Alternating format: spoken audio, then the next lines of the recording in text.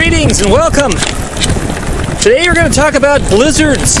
What is a blizzard and why are they're so nasty? Well, they wouldn't be nasty if it weren't for the cold and the wind and the snow, but it's actually all related to geography, because I'm standing here at one of the Finger Lakes in New York, and these lakes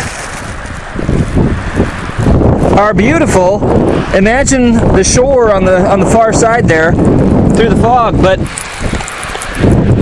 this particular blizzard is fairly common to this region, Upper New York State, North America. Why is that? Well, it has to do with geography. It has to do with the lake effect.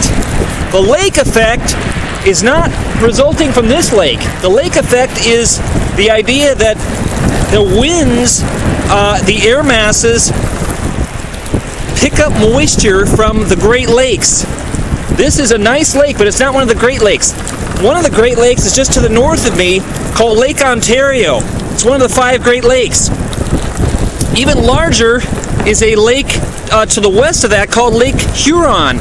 And even larger than that is another lake to the west of that called Lake Superior. So that, plus a little bit of Lake Michigan and Lake Erie, these air masses, as they move over the lakes, they pick up moisture.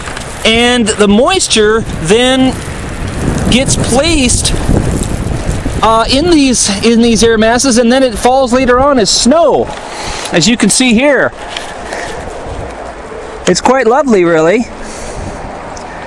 But it all has to do with geography.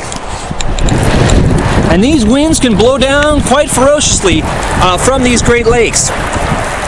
So climate, weather, snow, wind, sleet, hail, natural hazards, the environment, population, it all has to do with geography,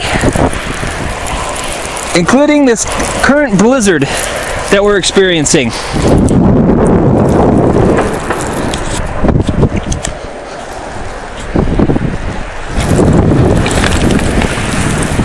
Get out there and explore the world!